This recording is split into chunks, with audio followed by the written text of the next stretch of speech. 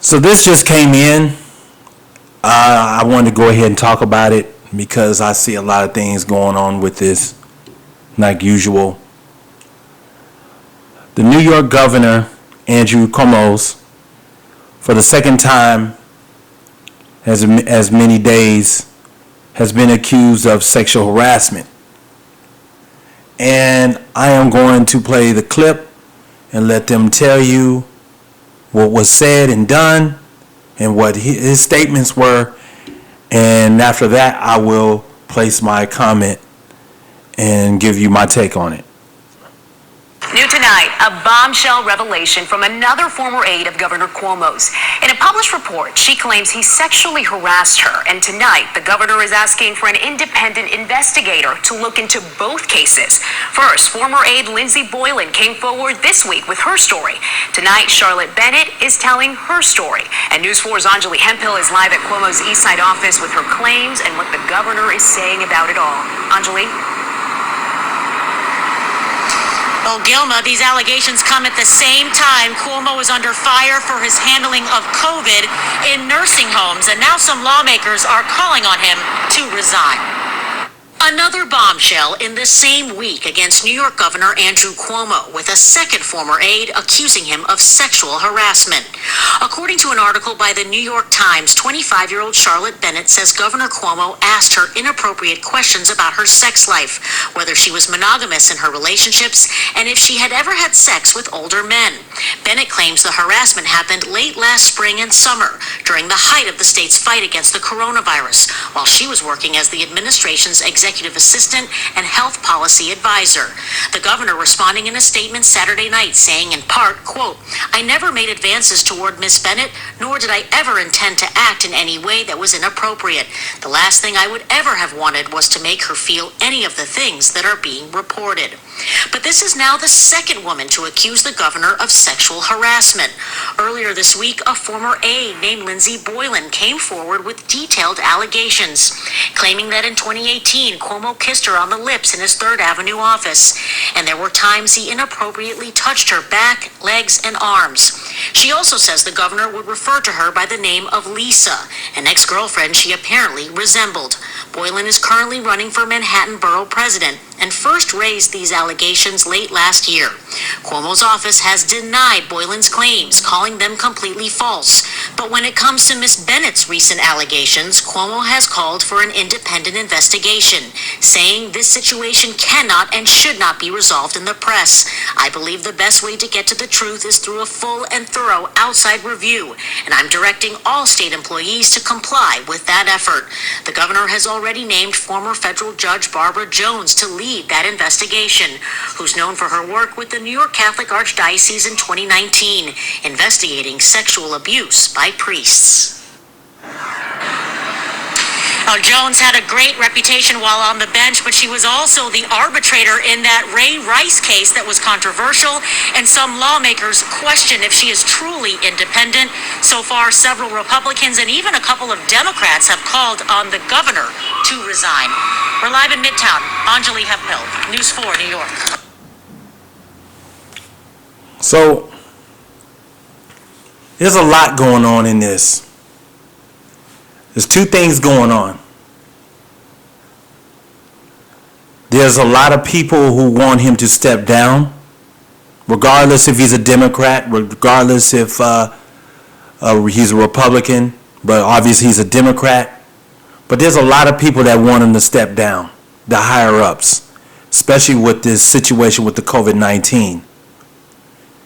And you got the Me Too movement, which is helping the situation where the higher-ups are looking towards these two women and possibly more women that might come out for him to out him out and get him to resign. So that's basically it, because when you hear the things that these women claim, it just sounds like some break room talk, some after-hour dinner talk. And, you know, once again, just by the news and the media especially the media being very liberal and in the middle of independent as well. They can be very biased. And it does, like I said, it does not matter if you're Democrat or Republican. The main target is the men, especially the Caucasian man. He is the target, even though he is the breadwinner of this society, but he is the target. Especially, he is the head target of these Caucasian liberal women. I do believe that these people are using the Me Too movement and these women to target him to get him out of office, and using the COVID-19 situation as a failure in New York. So I think they have contribute with these ladies to make these allegations go out so they can make this man step down. My personal opinion, he more likely will step down and he will be replaced by a female. And this is how they're going to do it in this society. Whether you agree with it or not, doesn't matter. You just need to know what's going on around you. Because there's a lot of things that we don't agree with, but guess what? It doesn't matter if you agree with it or not. You just need to know what's going on around you so you can put your guards up and be prepared for the onslaught and the body blows and the headshots that are going to come your way. Because they're going to use any tactics they can to go after men in this society. Doesn't matter if you are Democrat, Independent, Republican, conservative, liberal, does not matter. You support LGBT, you support women, you support Black Lives Matter, does not matter. If you're a man, they are going to take shots at you, especially if you're a man in power. And they're going to try their best to replace that man of power with women. That is their goal, and that's what they're going to do. This is when you know society is about to circle the drain, when they are trying to replace men in power with the LGBTQ community and these women. That's what they're trying to do. They're trying to take down any type of situation dealing with men in power when it comes to the politics and also entertainment, because entertainment and politics are really neck to neck. Because politics is being used through entertainment. Entertainment is being used through politics to help social engineer this society.